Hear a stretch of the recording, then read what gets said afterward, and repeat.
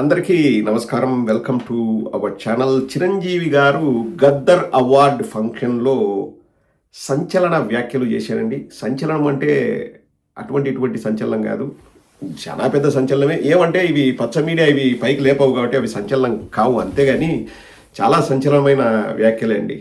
ఒకసారి చిరంజీవి గారు మాట్లాడిన దాని గురించి వినండి, తర్వాత చాలా చక్కటి విషయాలు మాట్లాడుకుందాం.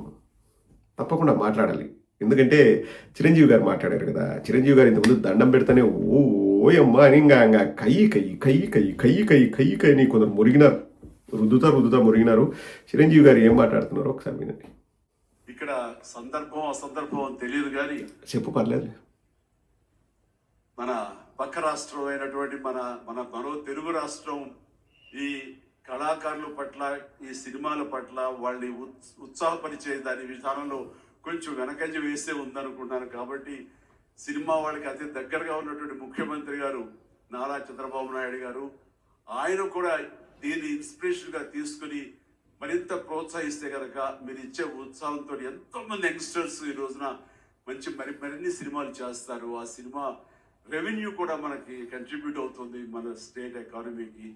అది కూడా ఒక ఆలోచన పెట్టవలసిందిగా వినమ్రంగా ఈ వేదిక ఇచ్చే వారిని విన్నవించుకుంటున్నాను. సో చిరంజీవి గారి ఉద్దేశం ప్రకారం తెలంగాణ వాళ్ళు బాగా ప్రోత్సహిస్తున్నారు, సినిమాలను ఆదరిస్తున్నారు. ఆంధ్రప్రదేశ్ గవర్నమెంట్ వెనకబడి ఉంది, ఎందుకో నాకు తెలియదు కానీ వాళ్ళు ప్రోత్సహిస్తే బాగుంటుంది. ప్రస్తుత ప్రభుత్వము సినిమాలను పట్టించుకోవట్లేదు, వెనకబడి ఉంది ఆంధ్రప్రదేశ్ ప్రభుత్వము తెలంగాణ ప్రభుత్వంతో పోల్చుకుంటే అన్నట్లు వారు చెప్పారు. ఇక్కడ మనం గమనించాల్సింది ఏంటంటే, చిరంజీవి గారి నైజం ఏంటంటే, నీ దగ్గర పోతే నీ గురించి మంచిగా మాట్లాడతారు, ఇంకో దగ్గర పోతే ఇంకొకరి గురించి మంచిగా మాట్లాడతారు. నేను దాన్ని తప్పు పట్టట్లేదు. ఇదే విధంగా చిరంజీవి గారు గతంలో జగన్మోహన్ రెడ్డి గారి దగ్గరికి వెళ్ళినప్పుడు, ముఖ్యమంత్రి గారిని కలిసినప్పుడు, ఎందుకంటే జగన్మోహన్ రెడ్డి గారిని వ్యక్తిగత హోదాలో కలవలేదు చిరంజీవి గారు, జగన్మోహన్ రెడ్డి గారిని ఒక ముఖ్యమంత్రిగా వీరు కలిసినప్పుడు వారు శాలువా కప్పి సత్కరించారు, ఇంటికి పిలిచి భోజనం పెట్టారు, ఏదో మీటింగ్లో మాట్లాడుతూ మంచిగా చేయండి సార్ అని ఏదో అన్నారు. ఆ ఫోటోను పట్టుకొని పవన్ కళ్యాణ్ ఎంత నానాయాగి చేశాడంటే, వాయమ్మ మా అన్న దండం పెట్టాడు, ఏం దండం పెడితే తప్ప? అక్కడ ముఖ్యమంత్రి స్థానంలో ఉన్న వ్యక్తికి దండం పెట్టాడు, ఏం దండం పెడితే తప్ప? మీ అన్న ఓన్లీ దండమే పెట్టాడు. నువ్వు ఉప ముఖ్యమంత్రి కాకముందు ఈఎంఐలు కట్టలేక కార్లు అమ్మినా అన్నోడివి ఉప ముఖ్యమంత్రి అయినాక ఎక్కుతే ఫ్లైటు, దిగుతే ఫ్లైటు, ఎక్కుతే హెలికాప్టర్, దిగుతే హెలికాప్టర్, ప్రతిరోజు ఎందుకు వచ్చింది నీకు ఆ స్టేటస్? ఎందుకు వచ్చింది నీకు ఆ స్థాయి? ఎందుకు వచ్చింది? నువ్వు ఉప ముఖ్యమంత్రి అయినావు కాబట్టి వచ్చింది. పవన్ కళ్యాణ్ ఎక్కి దిగట్లే, ఉప ముఖ్యమంత్రి స్థాయిలో నువ్వు ఎక్కి దిగుతున్నావు. ఏది? హెలికాప్టర్లు, విమానాలు. నువ్వు ఉత్త పవన్ కళ్యాణ్ అంటే నీకు పోలీసులు వచ్చి సెల్యూట్ కొడతారా, లేకపోతే నీకు ప్రోటోకాల్స్ ఉంటాయా? అక్కడ ఒక ముఖ్యమంత్రి గారితో మాట్లాడుతున్నారు ఎవరు? చిరంజీవి గారు. సో ముఖ్యమంత్రి స్థాయిలో ఉన్న వ్యక్తికి సార్ మాకు ఏదైనా చేయండి అని వారు దండం పెట్టు చిరంజీవి అని జగన్మోహన్ రెడ్డి గారు చెప్పింటారా?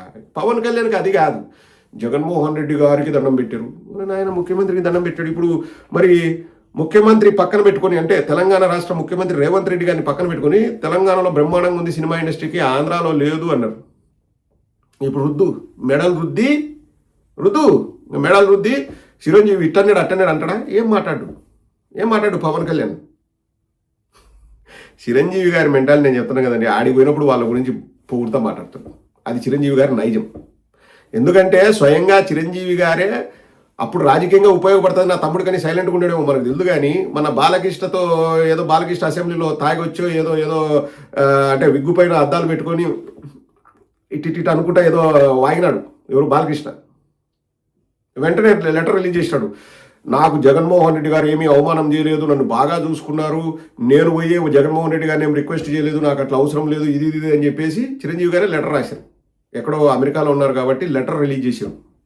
ఆ టైంలో అమెరికాలోనే ఎక్కడో ఉన్నారు, విదేశాల్లో ఉన్నారని లెటర్ రిలీజ్ చేశారు. సో ఇప్పుడు ఇంకా డైరెక్టు బాలకృష్ణ మీద కోపంతో మాట్లాడినాడో లేకపోతే పవన్ కళ్యాణ్ గారి మీద కోపంతో మాట్లాడినాడు. కానీ ఇప్పుడు మీకు అర్థమైంది కదండి, చిరంజీవి నైజం ఏంటంటే ఎవరి దగ్గరికి పోతే వాళ్ళ గురించి 4 మంచి మాటలు మాట్లాడుతూ పొగుడుతూ మాట్లాడుతాడు. అదేవిధంగా ఆ రోజు జగన్మోహన్ రెడ్డి గారిని కూడా వారు నమస్కారం పెట్టి మాకు ఏదైనా మంచిగా చేయండి అన్నారు. జగన్మోహన్ రెడ్డి గారు ఏమన్నారు, మీరు రండి ఇక్కడే సినిమాలు తీయండి, మీకు కావాల్సిన ఇన్సెంటివ్స్ అన్ని ఇస్తాము, మీకు వైజాగ్లో స్థలం ఇస్తాం, మీరు ఇల్లు కట్టుకోవచ్చు, మీరు ఇక్కడే స్థిర నివాసం ఏర్పరచుకోవచ్చు. ఎందుకంటే ఎక్కువ రెవెన్యూ కూడా ఆంధ్ర నుంచే జనరేట్ అవుతుంది సినిమాలకి. మీరు రండి సినిమా ఇండస్ట్రీని ఇక్కడికి తీసుకురండి అని జగన్మోహన్ రెడ్డి గారు చెప్పారు. ఏమన్నా తప్పు చెప్పినారండి? మా అన్న దండం పెట్టుడు, మా అన్న దండం పెట్టుడు, మా అన్న ఎవరు అడిగినారు దండం పెట్టమని? ఎవరు అడిగినారు? ఇప్పుడు రేవంత్ రెడ్డి గారిని పక్కన పెట్టుకొని ఆంధ్రాలో సరిగా లేదని చిరంజీవికి చెప్పమని రేవంత్ రెడ్డి సొక్క పట్టుకొని అడిగినాడా? అదే ఆయన నైజం. దాన్ని కూడా రాజకీయం చేసి కులభావం పెంచుకోమని చెప్పి ఎన్ని డ్రామాలు దొబ్బినాడండి పవన్ కళ్యాణ్. ఇక సినిమా ఇండస్ట్రీలోకి వస్తే ఆ రోజు జగన్మోహన్ రెడ్డి గారు చేయాల్సినటువన్నీ చేశారు. జగన్మోహన్ రెడ్డి గారు చిన్న సినిమాను బతికిద్దాం, అలాగే థియేటర్లను బతికిద్దాము, తక్కువ రేట్లు పెడితే థియేటర్లకు వెళ్తారు. ఎందుకంటే ఇప్పుడు నెట్ఫ్లిక్స్, అమెజాన్ ఇటువంటివన్నీ వచ్చినాయి. సోషల్ మీడియాలో అంటే మీడియా అంతా కూడా ఇప్పుడు ఆన్లైన్కి అయిపోయింది. థియేటర్లకు ఎవరు వెళ్తారు అంటే ఎవరు ఉంటాడు, కిరాణా కొట్టు నాని. కిరాణా షాపు కంటే మా థియేటర్లో డబ్బులు తక్కువ వస్తే అవమానము, కిరాణా కొట్టులు ఆఫ్టరాలు, మేము గొప్ప అన్నట్లు మాట్లాడినారు. సో ఇవన్నీ మాట్లాడినారు. ఇప్పుడు ఈ సమస్యలు ఎందుకు వస్తున్నాయంటే నేను చెప్తున్నాను చూడండి. మనము 2025 జూన్లోకి వెళ్తే నాకు బాగా గుర్తు, ఆ రోజు జూన్ 15 జూన్ 16 సినిమా ఇండస్ట్రీ వాళ్ళకి పవన్ కళ్యాణ్కి చంద్రబాబు నాయుడుకి ఒక మీటింగ్ ఏర్పాటు చేశారు. అది క్యాన్సిల్ అయింది. ఎందుకు అంటే థియేటర్ వాళ్ళు గొడవలు చేయడం స్టార్ట్ చేసినారు. ఏది, మాకు గిట్టుబాటు కావట్లేదు, మాకు నెలకింత రెంట్ పే చేస్తాము, ఏదో వాట్ ఎవర్ ఇట్ ఈస్, మాకు అది వర్కౌట్ కావట్లేదు, మాకు పర్సంటేజ్ ఎక్కువ ఇవ్వాలా అని చెప్పేసి ఎగ్జిబిటర్లు గొడవ చేస్తూ మేము బంద్కు పిలుపునిస్తున్నాము అన్నారు. ఎవరు అనింది కూడా ఎవరు? మళ్ళా జనసేన తూర్పుగోదావరి పశ్చిమ గోదావరి జిల్లా అధ్యక్షుడు ఏదో జనసేన అతను ఎగ్జిబిటర్, అతను ప్రాబ్లమ్స్ చెప్పుకుంటూ అక్కడ స్టార్ట్ అయింది. తర్వాత దిల్ రాజు గారు కూడా ఆ విషయంలో ఇన్వాల్వ్ అయ్యారు. పవన్ కళ్యాణ్ ఇంకా తగదనమ్మ అని ప్రతిదీ ఈయన గురించే మాట్లాడతారు, ప్రతిదీ ఇంకా వీళ్ళ పుట్టగోసిలో వీళ్ళ గురించే ఇంకా ప్రపంచం అంతా ఆలోచిస్తుందని. అప్పుడు ఏందో సినిమా వస్తుంది అబ్బా, అదేంది హరిహర చిట్టిమల్లు, నా హరిహర చిట్టిమల్లును ఆపాలని ఎవడో డైలాగ్ చెప్తాండి. సినిమా చూసి బయటకు వచ్చాడు, ఎవడో ఆపాల్సిన అవసరం లేదు, మ్యాట్నికి అదే ఆగిపోతుందని. అదొక అటర్ఫ్లాప్ సినిమా. ఆ సినిమాను ఆపాలని ఎవరో కుట్రలు చేసి ఆపారంట. అందుకు ఈ బంధుకు పిలుపునిస్తున్నారు అది అని చెప్పి ఇక ఈ పవన్ కళ్యాణ్ ఏదో ఒకటి అది లీకులు ఇవ్వడం ఏదో ఒకటి చేస్తాడా. ఇక వాళ్ళ జన సైనికులు దాన్ని మోసుకుంటూ మా హీరో సినిమా వస్తుంటే ఆ సినిమా 30 సార్లు పోస్ట్ పోన్ అయింది. ఏది, హరిహర చిట్టిమల్లు 30 సార్లు పోస్ట్ పోన్ అయింది. పోనీ జూన్లో వచ్చింది, జూన్లో రాలే, మళ్ళీ ఎప్పుడో వచ్చినట్టే పోయింది, అది వేరే విషయంలో. కానీ వచ్చింది పోయింది. కానీ నా గురించి వీళ్ళంతా వాళ్ళ ఎగ్జిబిటర్లో వాళ్ళకు సమస్య పరిష్కరించరా మహానుభావ అంటే లేదు నా సినిమా వచ్చింది కాబట్టి ఆపాలని చూస్తారు, రిటర్న్ గిఫ్ట్ ఇస్తా అది అని చెప్పేసి మీటింగ్ క్యాన్సిల్ చేస్తారు.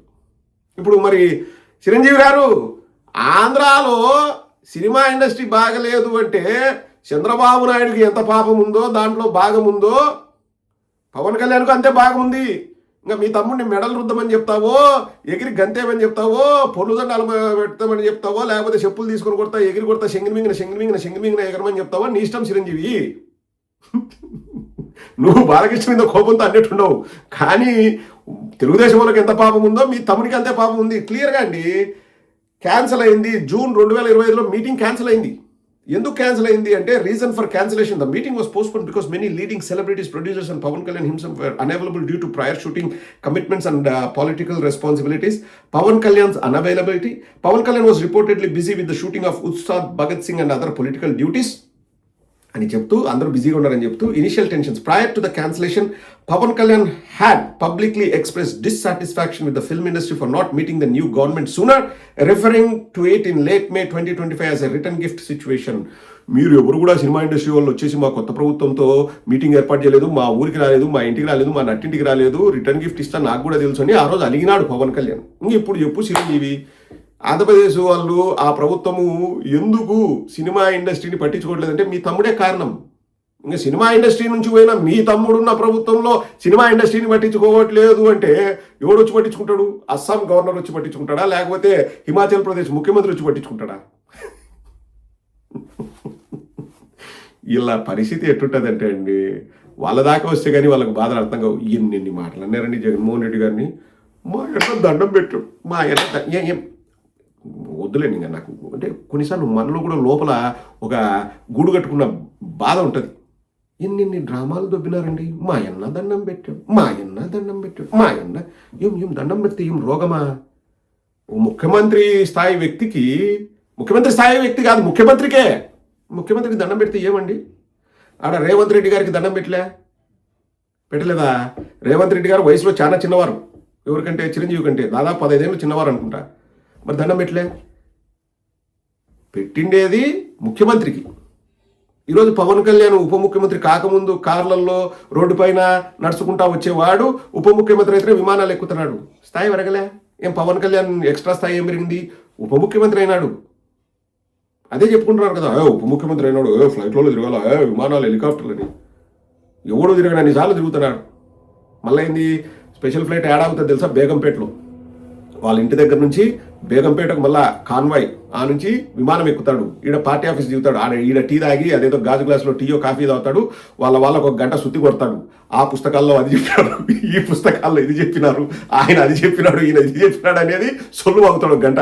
మళ్ళా సాయంత్రం ఫ్లైట్ ఎక్కుతాడు. అది కూడా ప్రజల ఖర్చుతో మళ్ళీ ఫ్లైట్ ఎక్కి బేగంపేటలో దిగితే స్పెషల్ ఫ్లైట్ బేగంపేటలో స్పెషల్గా ఆగుతుంది.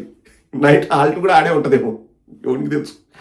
ఇన్ని హంగామాలు చేసుకుంటూ ఇంకా సినిమా ఇండస్ట్రీని పట్టించుకోవట్లేదంటే కొట్టాడండి. సినిమా ఇండస్ట్రీ వాళ్ళు పవన్ కళ్యాణ్ కొట్టాడండి, గుద్దులాడండి. మేము ఇన్వాల్వ్ కాము, ఎవరే కానీ ఇన్వాల్వ్ కావద్దండి. ఎందుకంటే ఓయమ్మ ఇలా డ్రామాలు మామూలుగా ఉండవు. ఏరు దాటేంత వరకు ఏటి మల్లన్నా, ఏరు దాటినాక బోడి మల్లన్నా, అది వీళ్ళ నైజం.